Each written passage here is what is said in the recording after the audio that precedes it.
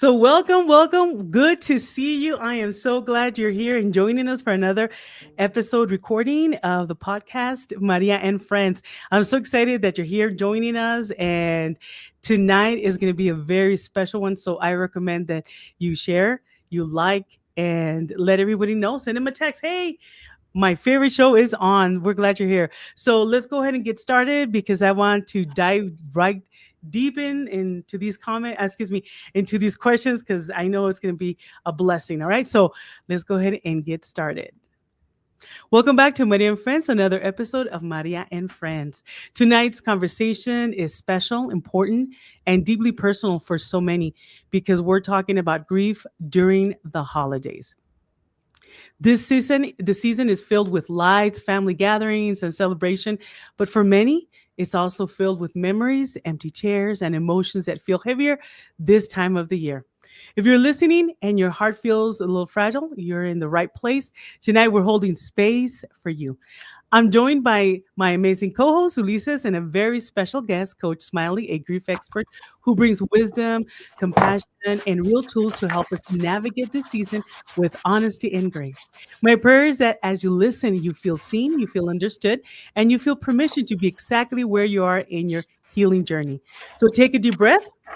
Grab something warm to drink and let's talk about grief, hope, and finding gentle ways to move through the holidays together. So, welcome, welcome, Coach Smilie. Welcome. Nice to be here once again. Nice to see you and Ulysses. Thank you for having me.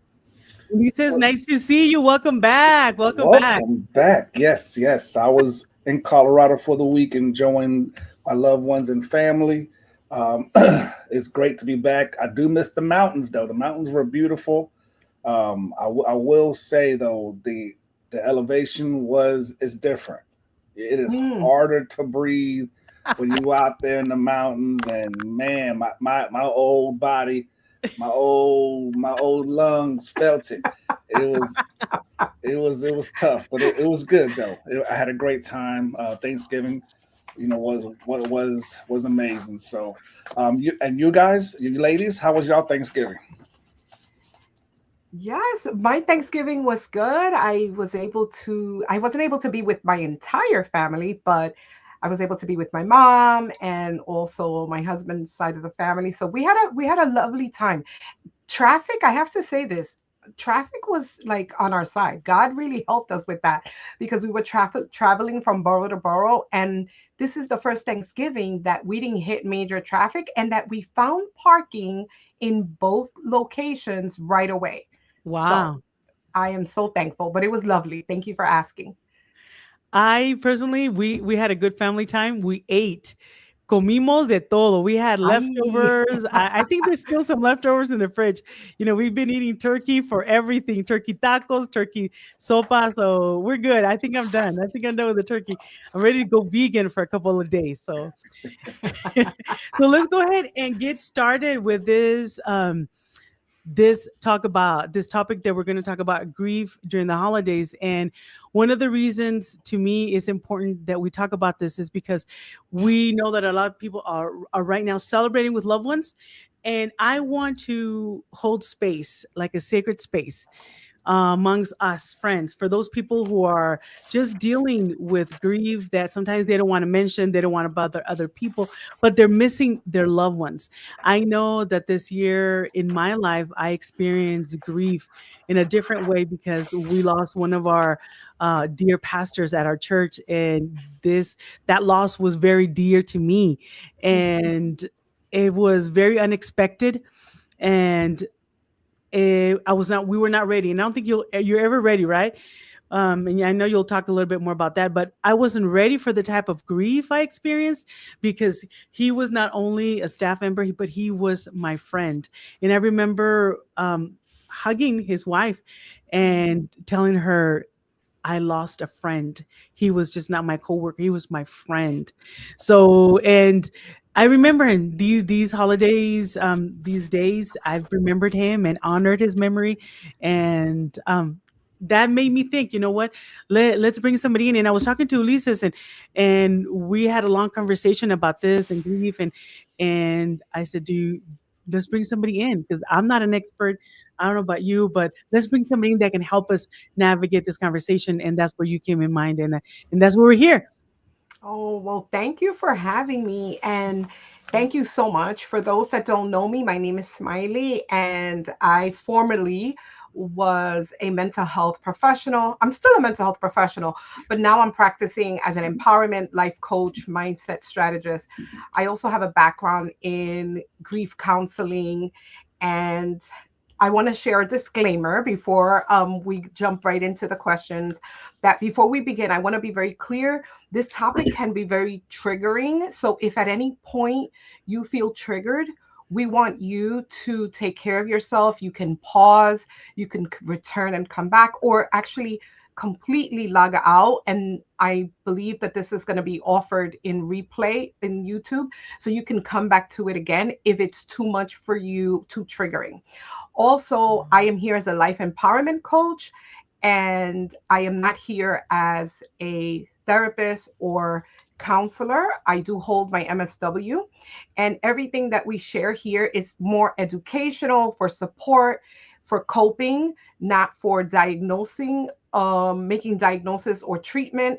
And we're not asking you to substitute anything that we say here today from your therapist or any type of crisis counselor that you may have, or medical care, or any other licensed professional. Okay. So I hope that you enjoy. Please share the comments and the questions, and go nice and easy with yourself. And if you need my support at any point during this session, please let us know in the comments. All right, so let's go ahead and dive in. And Ulises, let us know, why do you think talking about grief in this season is important?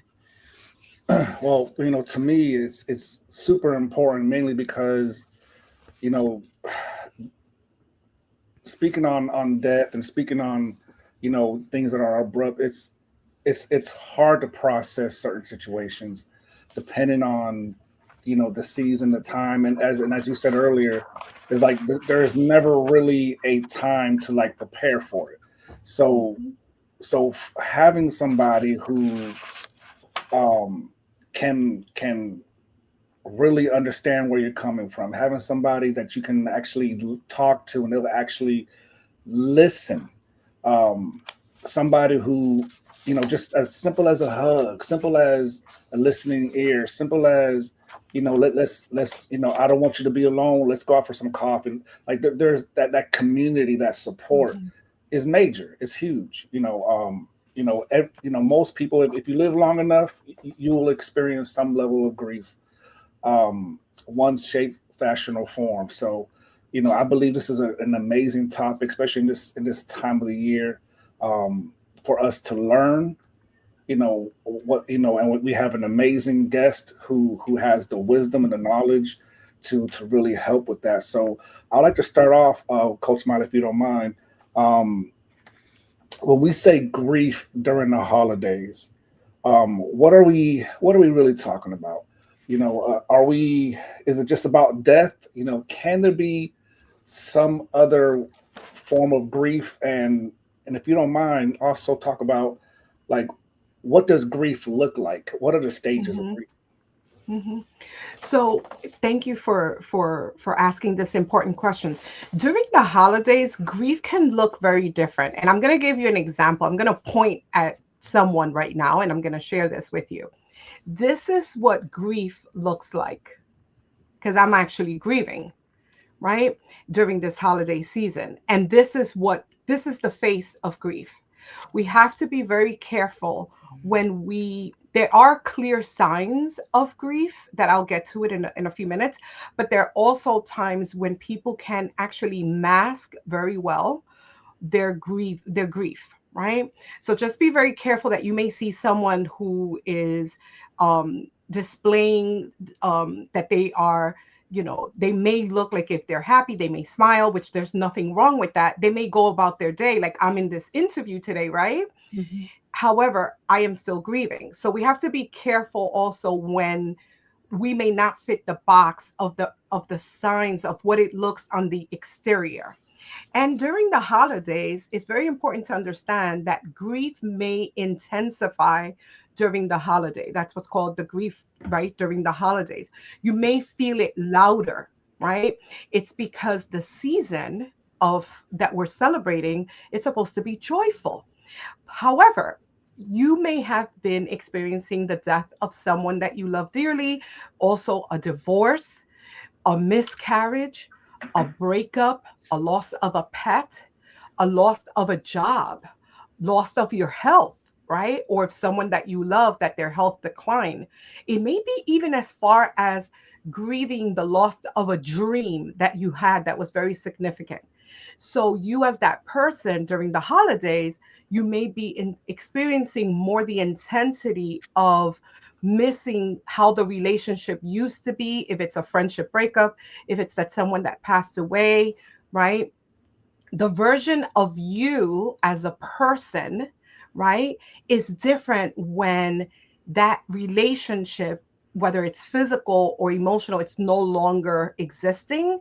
And it's very valid to feel that grief. And it does intensify during the holidays because of all the, right, the Mhm. culture, the social norms, the commercials you may see, right? Yeah. That absent chair in the dinner table. So it does intensify for many of us during the holidays.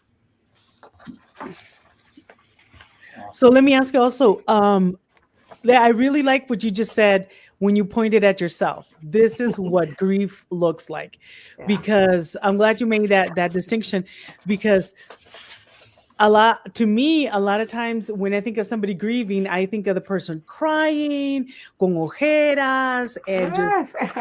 just falling apart and just There's times like throwing that. themselves, very dramatic, very like exaggerated, very, all that stuff. And then so to me, that's what grieving looks like. But if you're telling me that some people don't grieve the same, some people look normal, Mhm. some people look just like, anything else, that's correct, right? Or does everybody have to grieve so dramatically? Right. It's interesting that you are using the word dramatically to describe grief. And I'm pointing this out because we do have trust between us, but even the language in which you're processing it right now, and you're saying dramatic, exaggerated. Yeah, And I just want to bring light to the language you're using, and it's just for educational purposes, right? absolutely, Many absolutely. of us sometimes feel, oh, está exagerando, it's exaggerated, it's Oh, so sí, dramatic, sí, right? sí.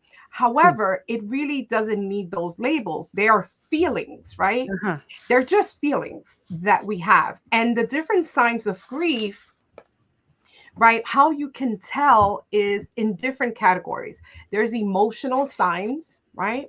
There's physical signs, and there's behavioral signs. And all of these signs, they're not exaggerated. They might be more pronounced and Okay. they may feel more intensified. And we as humans, we use the word loosely, exaggerated or, right?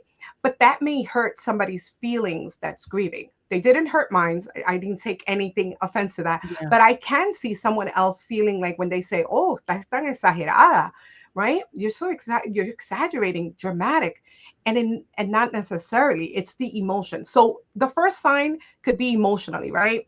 So Mhm. you may feel sadness, tearing up, anger, irritability, moodiness, difficulty concentrating. So this could be you experiencing it, or you may have a loved one that's experiencing that. So those are the emotionals, feeling helpless, right? You, as the person who's grieving, can feel helpless, but guess what? People around you Absolutely. watching you grieve can also feel helpless, right? Then we have the physical signs, and I hope people are really taking notice to what I'm sharing, because you may want to be self-aware for yourself or for another loved one and say, "Ooh, I've seen that," right? In the physical signs, it could be a lack of sleep, too much sleep, right? It could be a change in the appetite, the weight. Some people, when they're grieving, they may lose weight. Some people gain weight.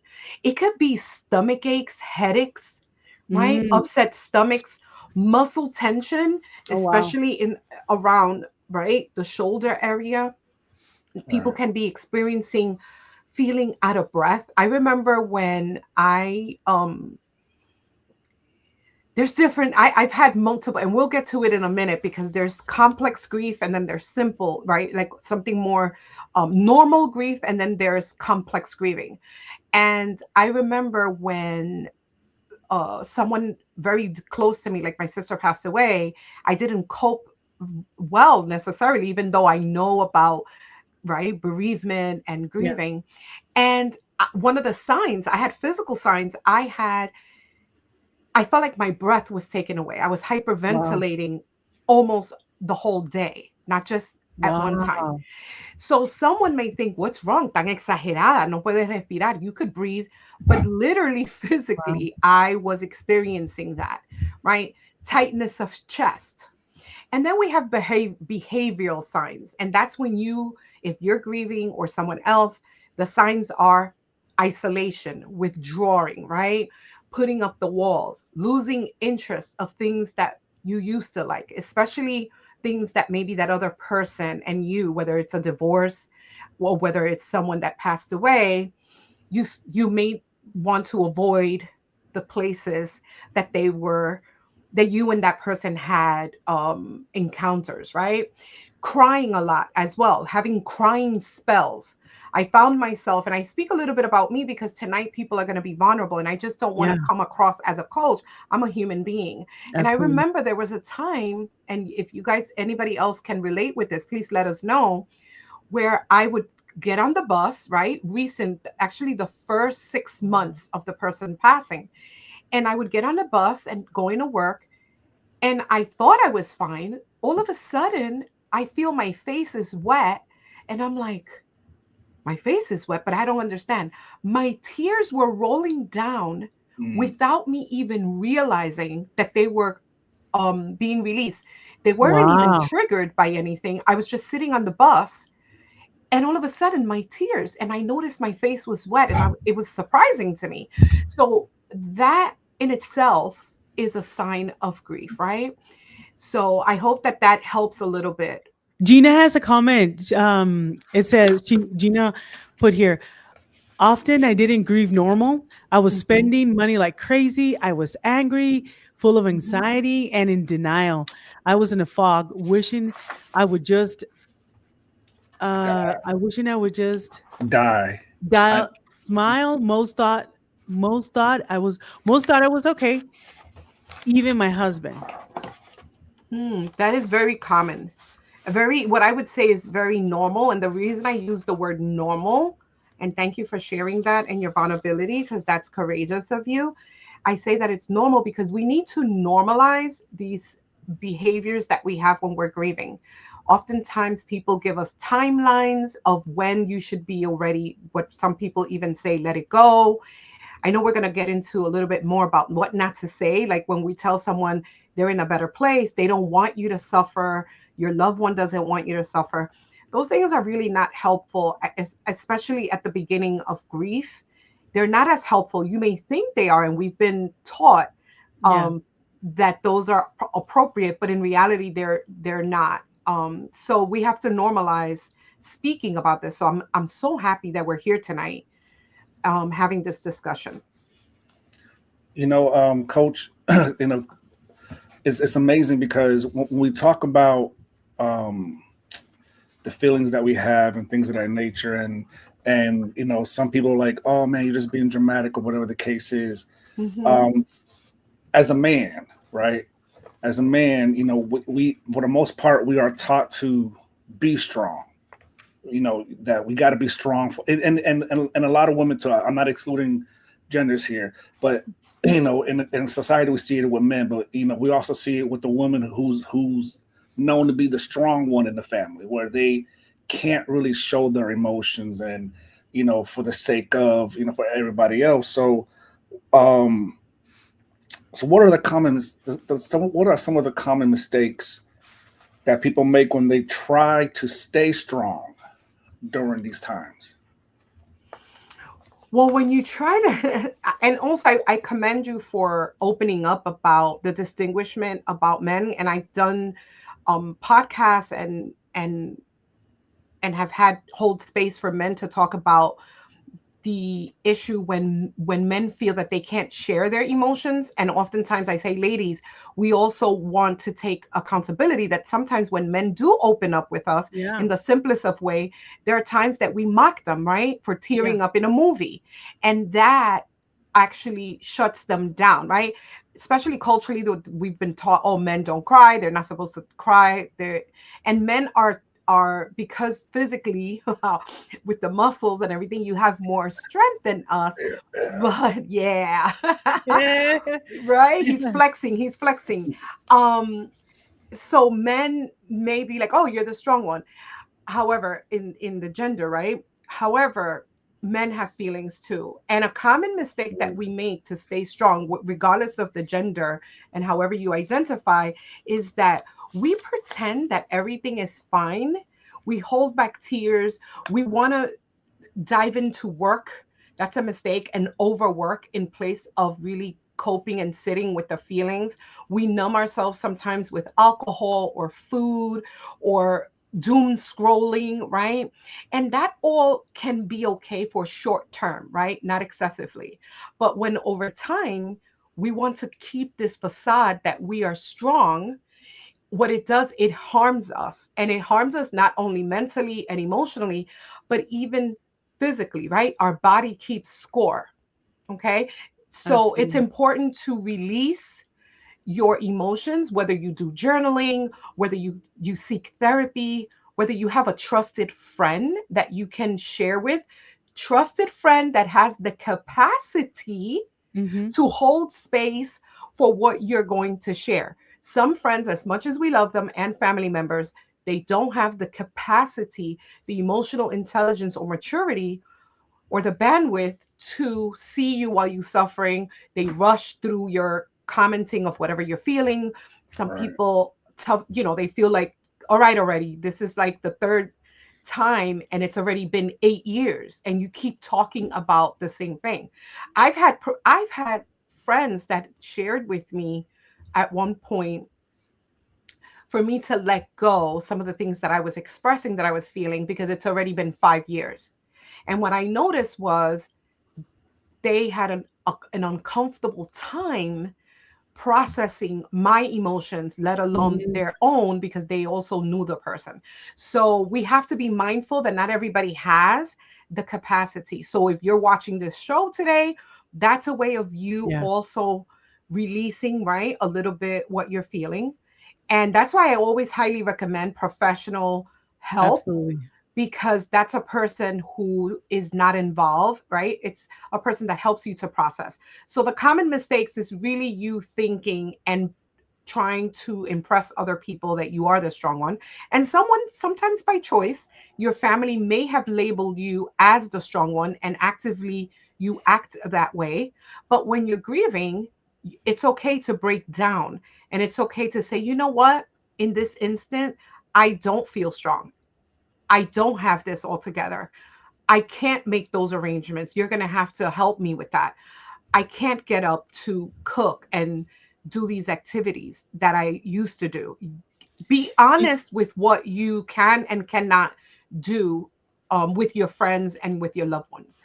And Gina, I don't know if you want to comment on this, Coach.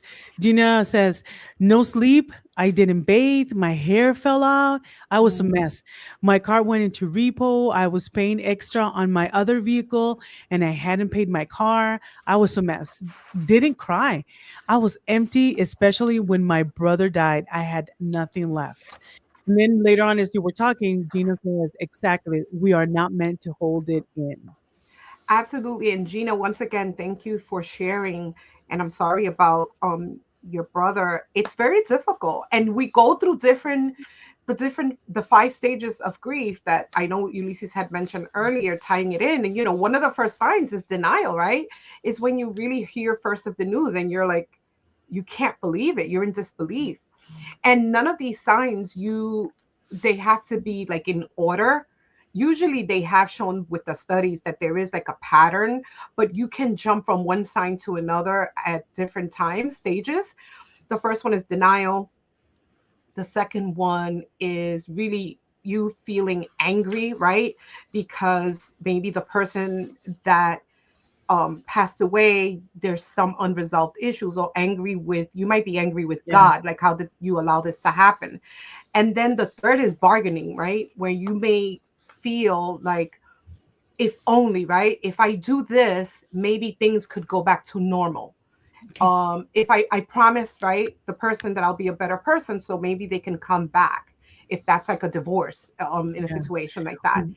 And then 4 and 5 is the depression, which I think, Oh, wow. Gina, you were experiencing, when you didn't, you didn't have energy to bathe, an interest to be with anyone, right? And having that emptiness feeling, that's a sign of depression, right? And then number 5, that stage is the stage that a lot of us, when we're grieving, we want to rush to get to that stage, but it doesn't happen overnight, which is acceptance, right? Accepting and understanding the loss, that it's real, that it did happen, and to begin a bit to adjust to life without this person or the relationship, right? And then there's a 6th stage that is finding meaning, and this is a stage that they usually don't talk about it. If you want to purchase the book, it's not my book, but Finding Meaning, that's the name of the book. And this is a sixth stage where people are finding meaning in their life after the person has passed, right? After the loved one has passed away. And the author is his name is Kessler. Let me see his first name. Because if you want to purchase the book, Kessler did this book and he added a stage, and it's the finding meaning stage, right? Wow. And this helps people to move forward. So Dina or Gina, I recommend the book. I have it myself. It's called Finding Meaning, Okay. and it can help. It can really help you. That's a resource that you can have. Life after what right? Finding that meaning after the person has passed or the change has set in your family. Coach, we have a couple of comments, so I'd Yes. like to read some questions. So I promise I will try to get to all of your comments. So Pri says, how do we deal with pregnancy grief? I am currently Hmm. experiencing what I believe is prenatal depression and not quite sure how to cope. So before you answer that, let me read another one so we can let's see, we already read Gina's. Pantera from Juarez. He says, but when you're raised by a woman and what she teaches you is to be romantic and your first letter is to be romantic, what happens? Not sure what that is, but okay, there you go. So, so I think I understand what he's saying, I but think anyway, I understand Yeah. what okay. I kind of understand what he's Because he's saying. trying, you know what? Because he's trying to translate it in English. Hmm. So he's probably using that. Annette, she says, my husband went to be with the Lord in September of 2023. And at my family gathering, my brother said my husband's name instead of the person's real name. He looked at me and I could see the sadness in his face if missing him there. I was sad, but also beautiful to see he's still there with us in our hearts. Beautiful. And Annette says, I kept myself busy. It may be a form of denial. And then Annette says, I may be doing the stages out of order. That's normal. That's And then normal. Mhm. Gina says, I'm going to get it, which I'm assuming is in regards to the book. Oh yes, yes, that's an excellent book. And pause when you have the book. I have the book and I still have not finished it because it can be very triggering. And so take your time. That's another thing I want to share tonight. Give yourself grace. Don't rush. I know that it feels so uncomfortable and it can be very painful. So we want to rush through the pain, but the body needs time. Your mind needs time. If you're a person of faith, I'm a person of faith. I practice prayer. Be open about, right? Talking to God, praying. It's important to do that, right? Because that helps you as well. And I believe, I don't know the lady's name that talked about Oh, the Pre. the pre. She says, how do we deal with pregnancy grief? She's currently pregnant. And I'm currently experiencing what I believe is prenatal depression and not sure how to cope. That's very interesting. In your case, right, you may be feeling very odd because you're like, but why am I sad? Remember when, and I'm a mom as well.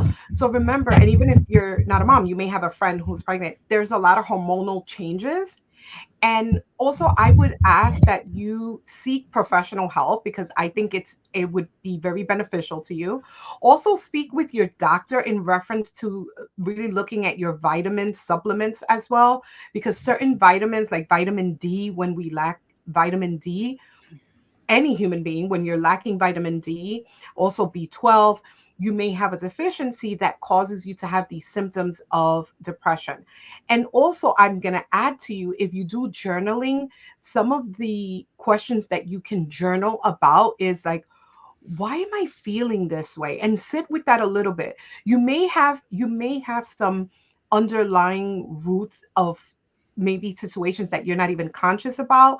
Maybe someone is missing in your life while you're, pregnant. Maybe things are not, I don't know if this is your first pregnancy. There might be some fear, or if this is your It's her first. second, it's your first. So I remember when it was my first, I had a little bit of what you're sharing too, because of there was complex issues too when it came to my health, and there were certain limitations because I was bedridden that I had to be after my third month. So that saddened me and depressed me because I didn't feel like a person that's normal, and it's, hanging out with her belly. And that caused me to feel sad and different. So that's why I'm asking you to explore a little bit about what type of lifestyle you have right now.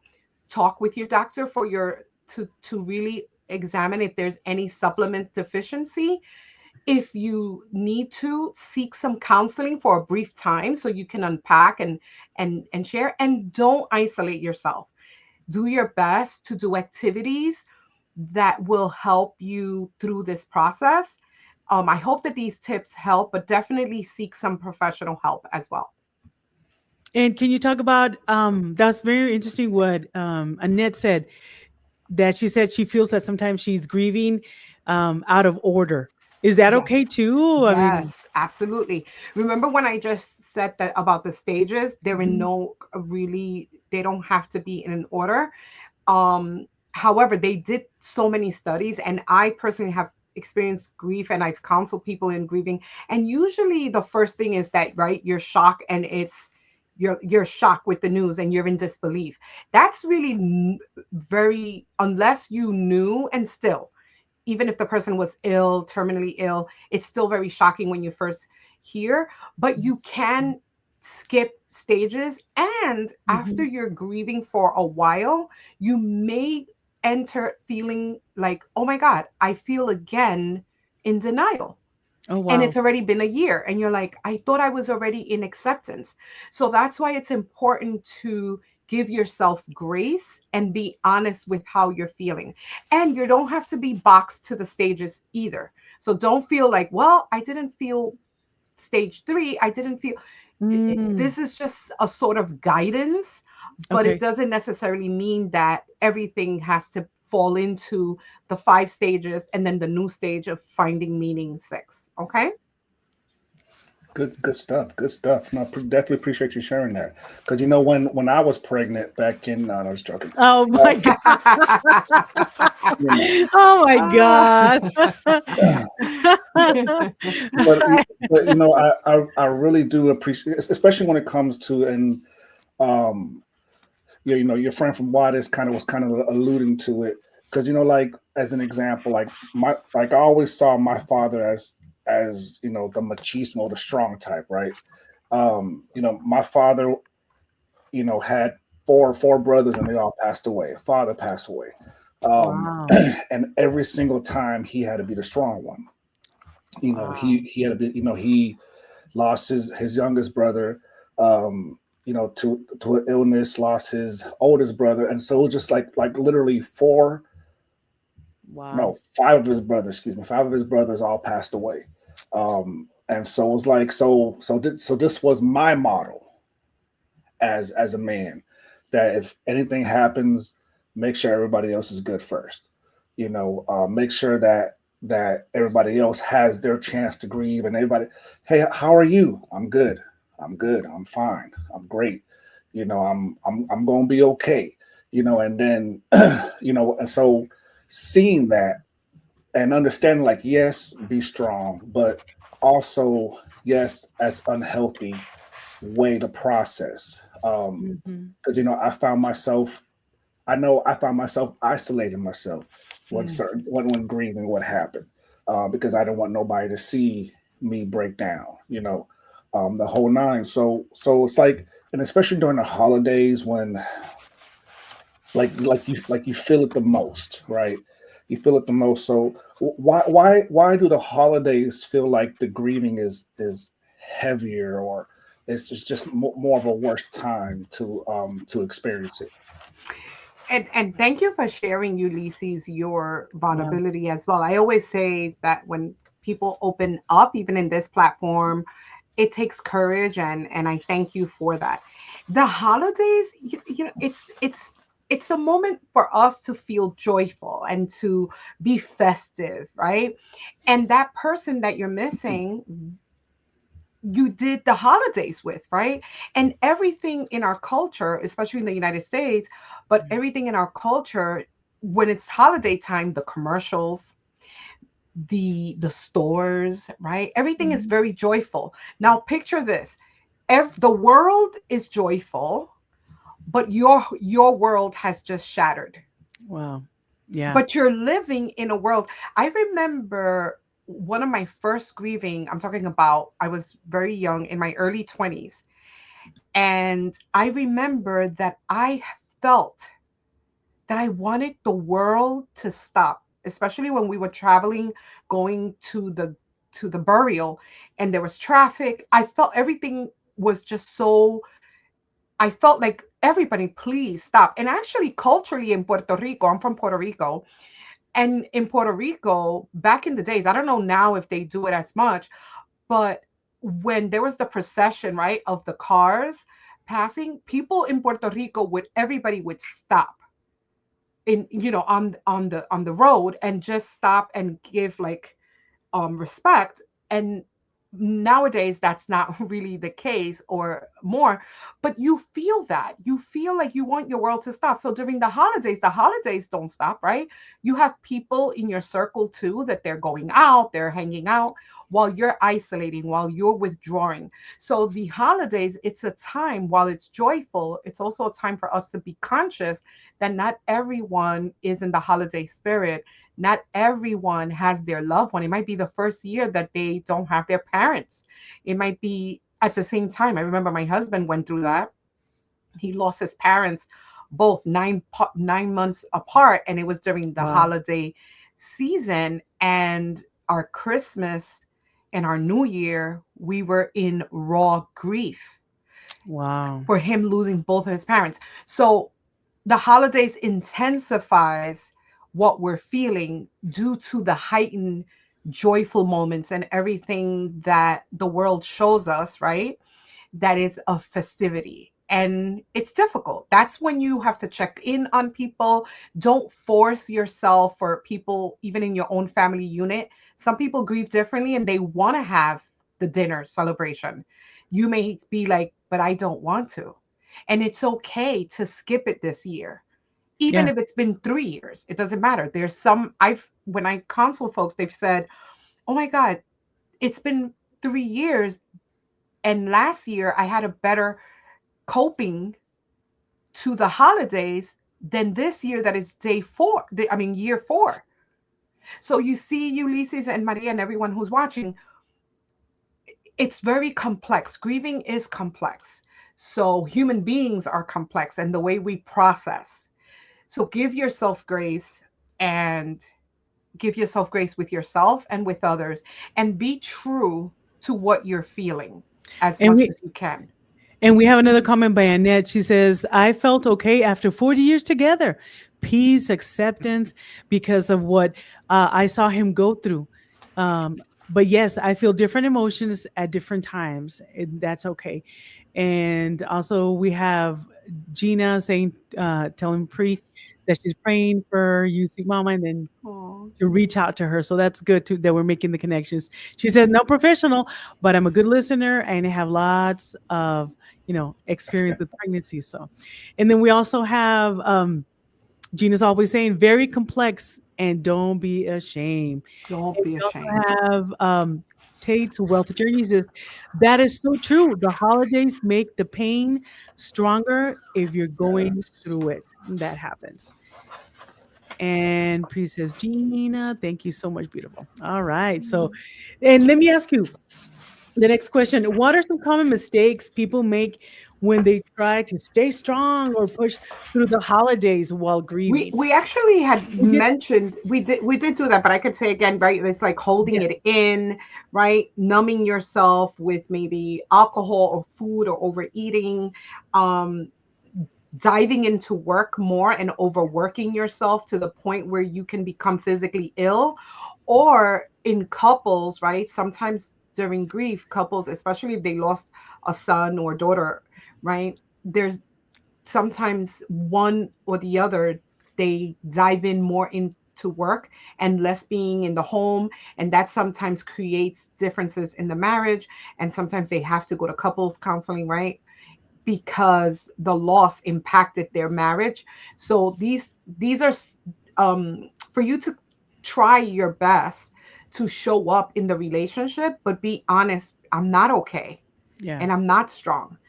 Yeah. When we hide behind that facade of superhero, what happens is that we suffer a lot, because somewhere your body will pay the price for all that pent up grief and emotion, and others may suffer of not having you, right, totally present, and for you to be honest with them. If someone doesn't feel like decorating, celebrating, or going, to all these gatherings, what would you tell them? Is it okay to set boundaries and say, you know what, I'm not feeling it. Please excuse me. I'm not gonna attend. Is that okay, or do you have to push through? Absolutely, absolutely okay to say no. And that's something, whether you're grieving or not, that we have to learn more how to say no without over explaining ourselves.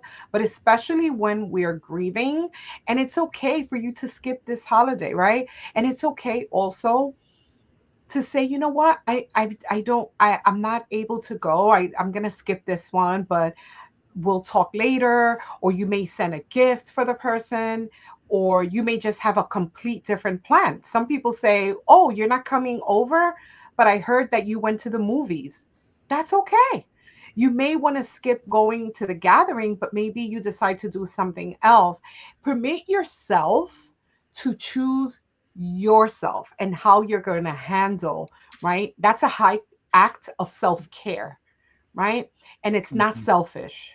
It really, well, it can be, in the sense that people say, well, that's more thinking of yourself, and that could Yeah. be very selfish, but in a healthy way, right? That you're taking care and prioritizing yourself. For decorations, I've known folks also that have said, let's keep it very minimal this year, or you know what, I'm not putting up the tree this year because I used to do that with my dad, or I used to do that, or even I just don't feel like it, so you could come over, but know that no tree this year. It's okay. All of that is normal, and it's okay to decide not to do. No, I mean, no is one of the most powerful words in the dictionary. It's one of the most shortest Absolutely. ones, but it's also one of the most powerful ones because, especially, especially in church circles, there's this idea that because we know Jesus, because we know God, that your grieving process, yes, let it hurt, but let's well, subconsciously or without realizing it, they're trying to make people rush it because God knows everything and they're with God now and they're at peace with God now. And so it's like, well, you should be able to overcome this because we know he's at a better place, or in the same light of, well, how come you're not coming to this church function? Or how come you don't want to decorate? Or like, why are you saying no when you should be saying yes? Because now is the time not to stay at home. Now is a time to, like, they got all these reasons why you should not say no. But and I love what you're saying, and I appreciate the transparency of the people that are listening in. It's like, That's right. I was a straight mess, and and I can only pretend, but for so long. So it's like there's coming from my background of, man, I gotta pretend that everything is, because I had a hard time saying no in certain situations, because it's like I gotta keep this facade that I'm strong. Now I gotta keep this facade that that I'm here for the peoples. So it's like, so I can't say no. So now I gotta pretend, and pretending has gotten to a place where it's like, you hear it, right? You hear the cliches that people say, as I was saying earlier. So how can family or friends support you or support a grieving person without the common cliches that we hear when it comes to grieving? Thank you for sharing that. And I feel you when you were sharing about you kind of like having this facade. As you were saying it, I felt you in my heart, because that is so hard to do. Because what you're doing is you're taking care of other feelings before your own. That's in reality what we do when we pretend to be strong for the sake of others, right? And that is challenging. We Now, have a comment. I'm sorry. We have a comment yes. from Tate's Wealth Journey. She says, when my brother passed, I was not a very happy person. I pulled away from my own healing. And also, we Mm. have Gina that she's asking a question. Can you touch on having small children while grieving? Last year, I couldn't do it. My husband did, but I had so much guilt. This year, I'm better. I'm in a better place for others who are in the thick of the grief, but they have small kids who don't understand mommy's grieving her mom. Thank you for sharing that. And I'm so sorry. Yes, when we have small kids in the home, one of the best recommendations is to, depending, first of all, the age of the child, right? So it's not one universal way of treating your children under the age of 18, right? There's different stages. So depending the age of the child, but it's to be as honest as you can with, mommy's sad right now because grandpa died, right? So one of the things that we tend to sometimes do that we should not is tell the child, depending the age, but especially when they're a little bit older, oh, they grandpa is sleeping. And I've known people to say that because they have a hard time telling their child that grandpa died, the actual word died. However, it's best to do your best to not give your child, it's almost like, right, do you believe in Santa, right? Saying something Yeah. like, oh, he's sleeping, like when they're in the funeral or in the wake. You have to be careful with that. I would also say children are very sensitive. I would encourage for the family to get professional help where they can help you. And there's a child therapist that can work with the child, because children, the way they grieve also is very different. And when they're watching mom grief, we're modeling the behavior. And if they're not understanding, Wow. so it's helpful to get a professional to really work with you. There are also books that you can use in storytelling that has to do with grief, and that it can help you also with the child, right? So that's a high recommendation, a strong recommendation that I have, because children are very sensitive. They're very resilient, I have to say. Children can all of a sudden, they could be crying one moment and then another moment Yeah. they're playing like if nothing has occurred.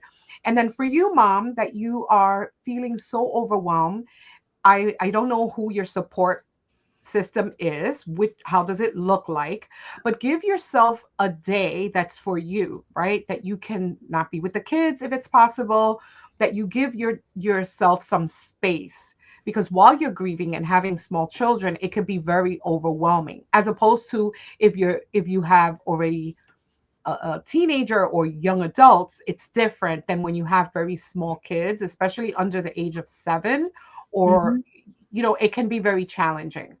So I hope that that's a bit helpful. And remember, I'm not substituting what Yeah. a professional can say. However, I do believe that you can use books, you can use you can hire a therapist for play therapy with the child. Some people even go to family counseling, which at the same time with grieving, where the parent or caretaker with the child, everyone together is receiving services, and that also helps as well. Yeah. So Gina asks, she has a comment. Oh, we were honest about death, but I was so depressed Okay, because I couldn't celebrate the holidays the way we were used to. I And see what Gina she continues, means. a good Mhm. friend is going through this now, and I am trying to support her. She has young kids, but she is just in a bad way. And I think you've touched on it, on us showing support, and just being there for our friends in the best way possible. And like what I'm learning, all this that you've been sharing, that we have to, if you feel like you can't deal with it, find somebody, find a support, find a professional to help you deal with this. If you need to talk to kids and you don't know how to manage the kids, find an expert or somebody that's trained to give you the tools and the understanding. And because I don't think that we should all have the answers, we don't know it all. So that's when we reach out to other people and say, hey, I'm going through this, and they got the tools, they got the training, how to deal with kids. Because I mean, you can traumatize a kid in this, and during this time. I've heard stories and people share things that when their parents were grieving, the different things happened. So it is a very complex issue, Very and I complex. believe that every family is different. Every family goes through it different, and even children. I believe that it varies from children to children. You got your sensitive child, and then you got your other type of child, and they deal with it differently. So Differently. like Coach was saying, we need somebody to help us navigate through all those feelings, and deal with each person. So we have some more questions, and Can I just add yes, something because absolutely, Ulysses absolutely. touched on this, and I think someone else touched on like how to be there for the other person, because how do you support, and people have cliches, right? One of the things that, if you're the person that is offering the support and you don't know what to say, and you say, I always say the most inappropriate things, Coach Yeah, Smiley, because I'm nervous and I don't know what to say. It's okay. Sometimes less is better. So yeah. sometimes when you don't know what to say, you could just say, you know what? I am so sorry. This is hard. I want you to know that I'm here for you. Something very important that you could just say, what would you feel supportive this week? What would feel supportive to you this week from me? Because we often say, call me if you need anything. And when someone is grieving, I know that I have said it, but I also now am changing more the language, because I realize for me, when anyone has told me that, I don't even know what I want. I Wow, do know what I want. I want this person to be back alive again, and that's what I want. I want things to go wow, back to what it used to be. I Right. want to not feel this pain. So when somebody says, I'm here for you, let me know what you need, you usually don't get calls from people telling you, hey, I thought about what I need, come over. No, but if you say, what would feel supportive this week, because from wow. week to week could be different, and that could be then the person saying, you know what would feel supportive, and you may even give suggestions, accompanying you to an errand, taking the kids out to the park while you sleep, having a quiet space. Maybe you want to go to the cathedral with me and we just sit there and just not even that happened to me when I had a miscarriage. um my best friend, right after, anyway, I don't want to get too deep on that, and it's years ago that it happened, but one of the things that she did after the doctor's office, she went with me to St. Patrick's Cathedral, and I was like, I didn't want to be around a lot of people, but we went when there wasn't a mass. And what we did, we just sat in the church quietly. We lit a candle. She was side by side, not saying much. Then after that, we went to eat brunch. we barely spoke about exactly what I was feeling, but her presence made me feel so understood, so loved. I didn't have Right. to explain everything. So ask people, what can feel supportive to you this week? And then if they're stuck, just give them things. Do you want me to go shopping with you? Do you want me to go shopping for you? So just be Yeah. more active in what you can share as opposed to saying, you tell me, how do you need me? Years ago, maybe about, but I'll say maybe about 10, 15 years ago, I have a very good friend of mine. He was engaged, supposed to get married the whole nine. A tragic situation happened where his fiance passed away. Mm, Um, and the hardest call that I've ever had to take was that phone call. He called me and Wow. just he was in tears, busting out crying, just and there wasn't much he really could say but he was just like, tell me this isn't real. Just tell me I'm dreaming, mm, the whole nine. And usually, like, I'm a man who can usually have something to say, something, some level of wisdom, something that can help. But I just knew that at that moment there was nothing that I could say that can help the mm. situation. So, and all I did was I was on the phone with this guy for hours. Wow. We didn't say anything. We said little. But the fact that I was there, just there, was just allowing him to process those emotions, allowing him to process those feelings, allowing him to process, because he was blaming himself. It's Mm. the stages that you see when it comes to, when somebody passed. We got into an argument, last yesterday, and if we didn't get into an argument, she wouldn't have left the house. So there was a lot of, you Mm. know, a whole lot going on that he just had to process through, and so and I guess, my final question for you, Coach, if you don't mind, is, when it comes to being a listener, Mhm. and, you know, sometimes it's hard to be the one to listen to the person that's grieving, because it's like, I don't fully understand what you're going through. I don't fully understand what it is that you need from me. So, um and you alluded to earlier by saying, hey, what can I be for you this week? Which is, I mean, I wish I would have had that knowledge, 15 years ago, Mm. but what else, can a listener do to help with somebody who is either recently grieving, or just kind of having, a relapse, in what it is that they're going through. As we have our relationships with people, right? It's holding the space for people to just be. And it's difficult because as the person who's supporting, you want to rush them through their grief process so you don't have to bear witness to their pain because you love them so much and Wow. you don't want to see them in pain. Wow, that's You good. do a disservice and you Wow. are hurting their feelings when you're trying to rush them through that. But it's because you're so uncomfortable also, because especially when you're close to someone, their pain, you feel their pain, especially also if you're an empath, you feel, right? So the most simplest thing that you could do is just be there. Also, see them. Mm. By seeing them, validate what they're feeling. Don't minimize. Don't use language like they're in a better place, or Yeah.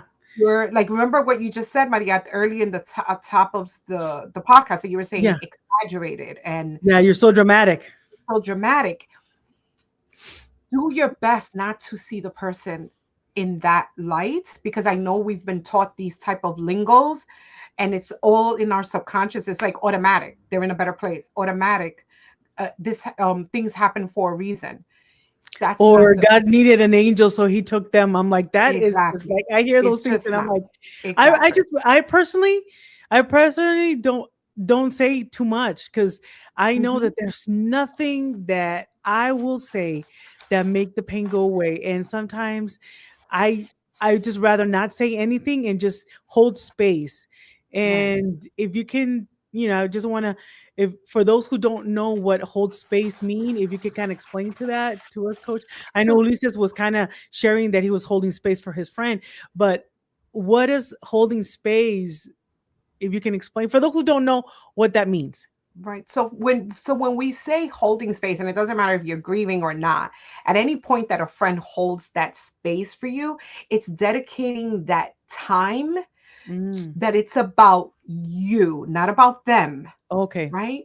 And that you are having a safe space where they can say anything, they Wow. can cry as much as they want, and you're holding that time in place, whether it's on the phone like Ulysses did, whether it's having them come over to your home or you to them, while it's going out for coffee and holding that space, that space and time is for them to be able to share how they feel and show up authentically.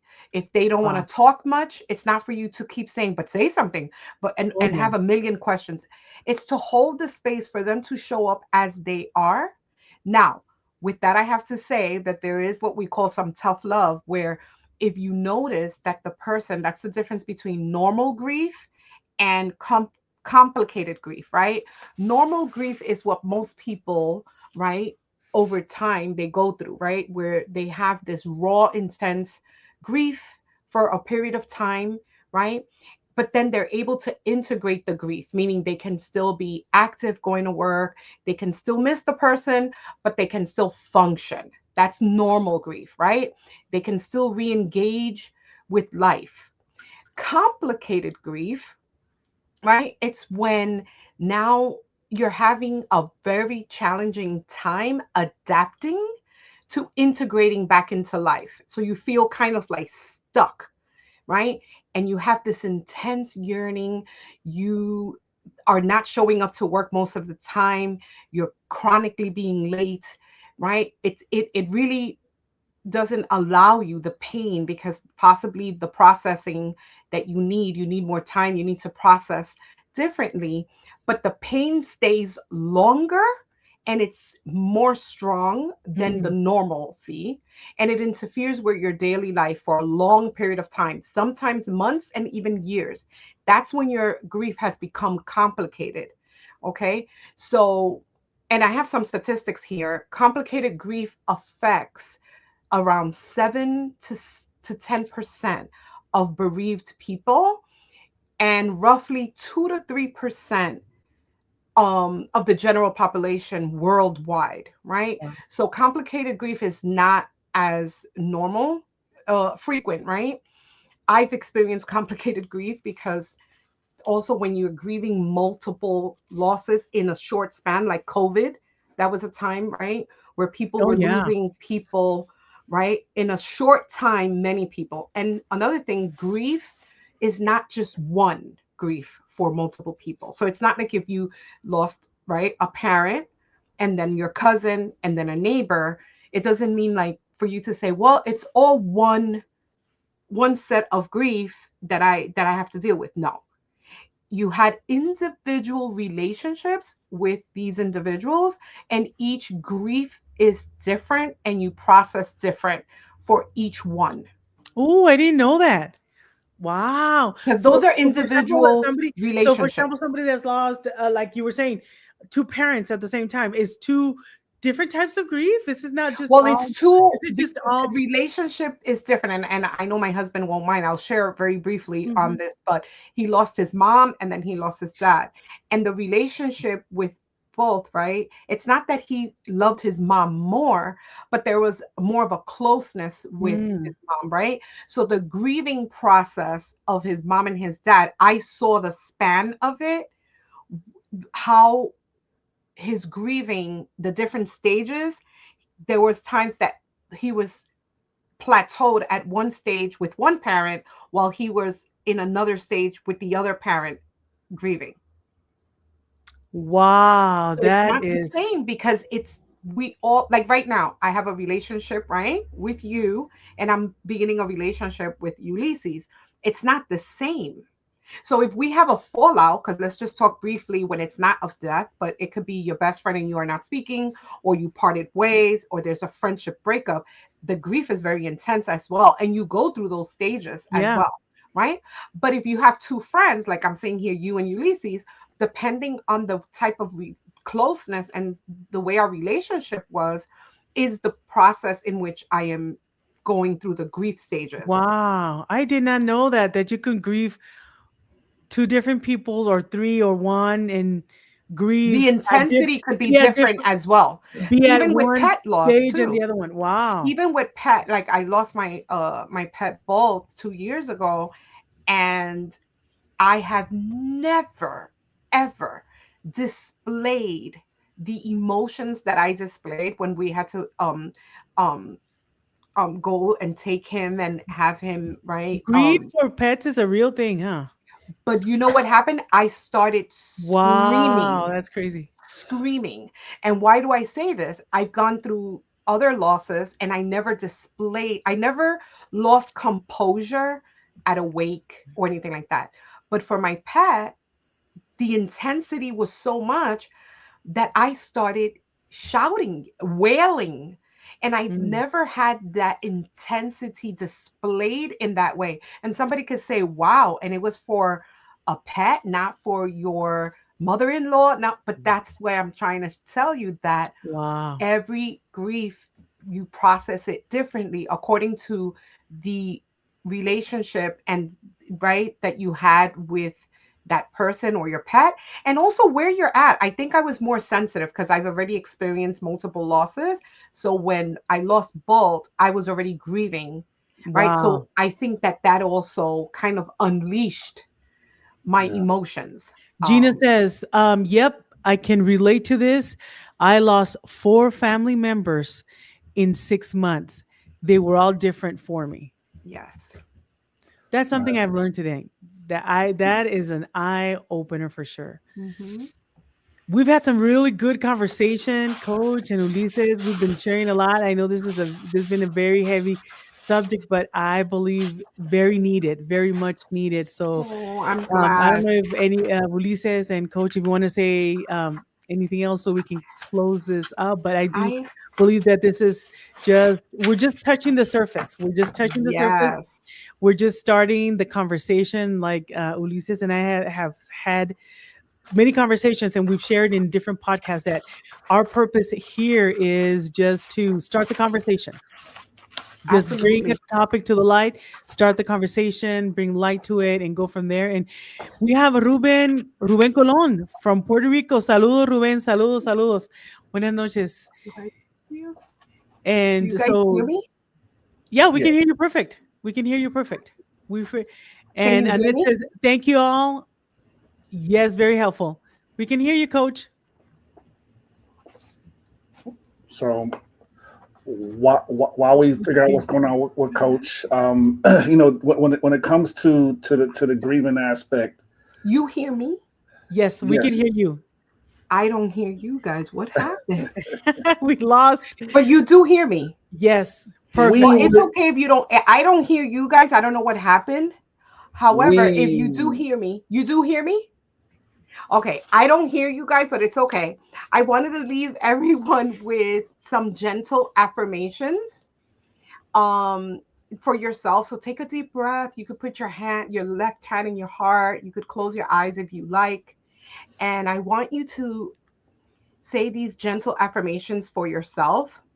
If you're grieving right now, it makes sense that it hurts. My feelings are valid. I can be grieving and still deserve moments of rest and joy.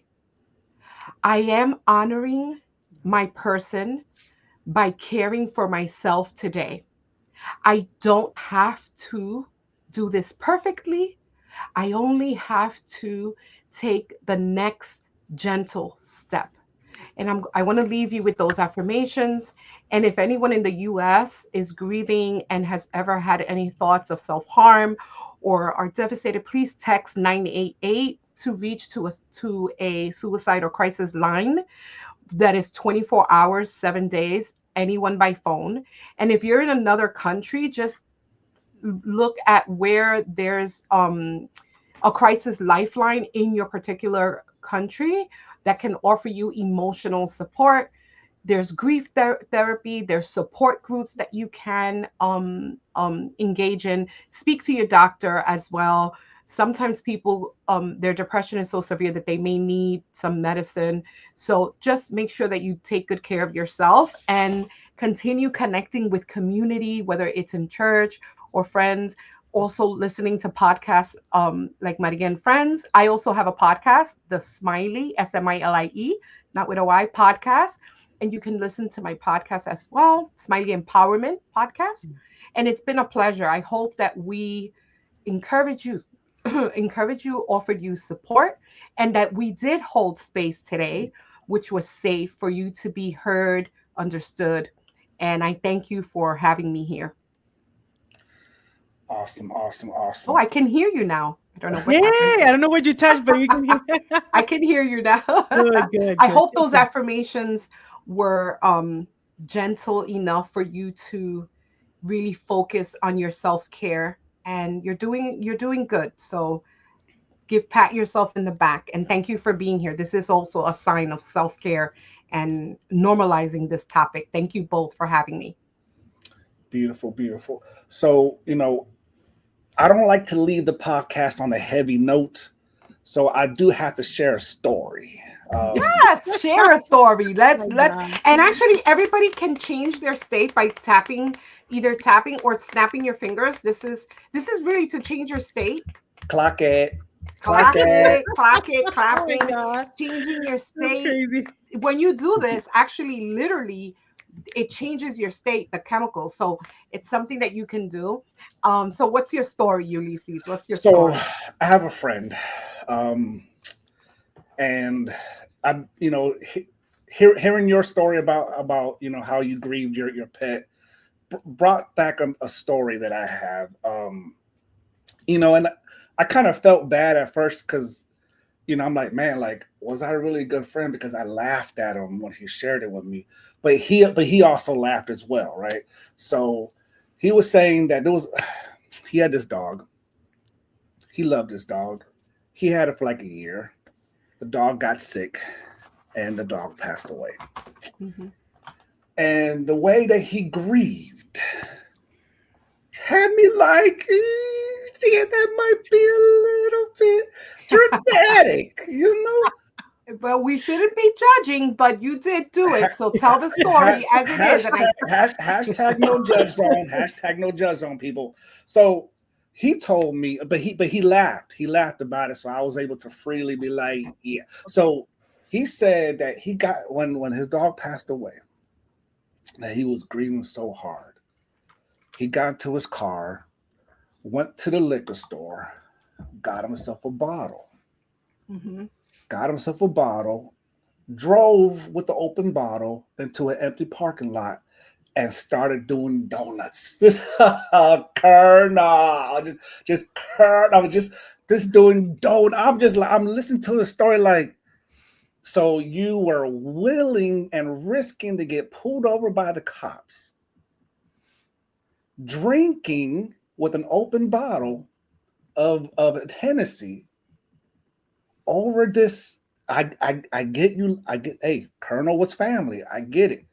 But you started doing donuts in the parking lot like a movie? Like this is like Dogs in the Hood instead of Boys in the Hood, Dogs in the Hood. Like what's happening right now? But he was laughing about it. But you could tell that he was definitely hurt because it was more of a quick passing. The dog got sick like 2 or 3 days That's what happened later. with me overnight. It wasn't even, I didn't even know. So what you see there, it's his behavior, right? That's a form of coping with, he was still in denial, most likely. And what do? We numb ourselves. We actually sometimes go down the path of self-destructive behavior where you're like, I know this is risky, Yeah. but it's a distraction, right? to what the raw pain is. And sometimes it's reckless. And Very. there's what's called reckless behavior that folks do sometimes when they're in a lot of pain and they're not coping with it. And that's what he did. And you can laugh about it. And thankfully, he didn't hurt himself or anyone else. And you can laugh about it. But in reality, if you think about it, he was in a lot of pain. Yeah. And it was distorted, right? Yeah. Unless I that's mean, behavior that he did all the time. Yeah. He's a very dramatic guy. Like anything can. But I'm not judging. I'm not judging. I'm not Are judging. you not judging? Are you not judging? Because you just said he's a dramatic guy, and I think that he's to come to that conclusion, there is a level of pouring one judgment. for the homie. Oh my God.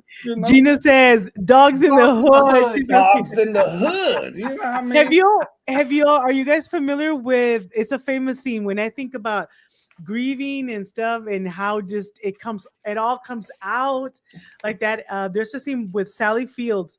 I think it's Fried Green Tomatoes, the movie's called. Oh, yes. The scene in the funeral when she goes.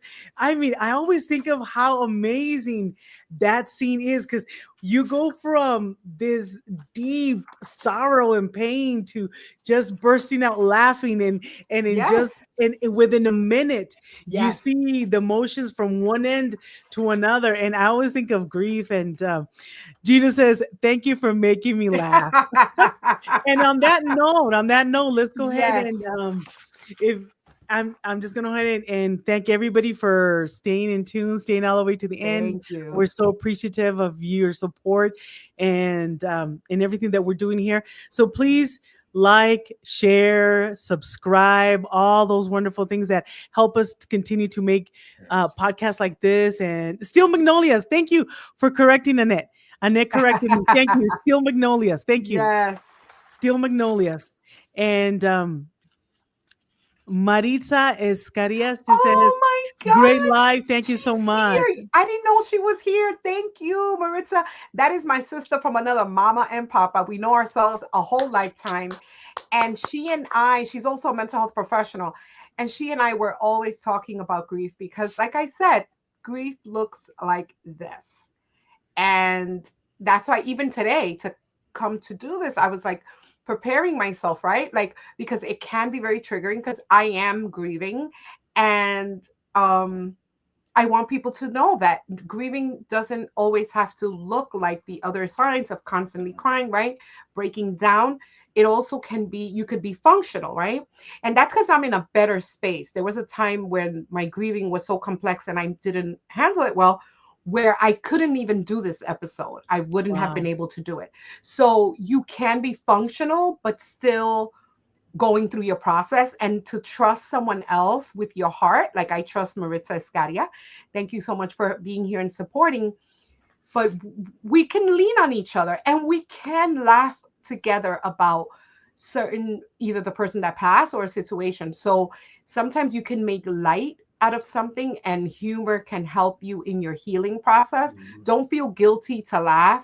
Don't feel guilty to feel joy and pockets of joy, and have some laughter as well. Like tonight, we just ended with such a great time here laughing. And I think that's all part of our journey. Awesome. So, well, thank you, Coach Smilie, for sharing such powerful insights tonight. Thank And you. everyone listening, if you are grieving this holiday season, please know this. Yes. Your feelings are valid. Your peace is your own, and you're allowed to take care of your heart. We love you. We're praying for you, and you never have to walk with grief alone. So this has been Maria and friends. Until next time, take one day at a time, one breath, and one moment at a time. Thank you so much. We'll see you guys. And no donuts in the parking lot. No donuts in the parking lot. We can eat some donuts, but no donuts, no reckless behavior. Take good care. Take good care. And I hope to see you guys. Also, you can follow me at Smilie Empowerment across social media platforms, my podcast, and I'm always here if you need support. Drop in the comments if you have further questions. I'll be looking in and reaching out as well.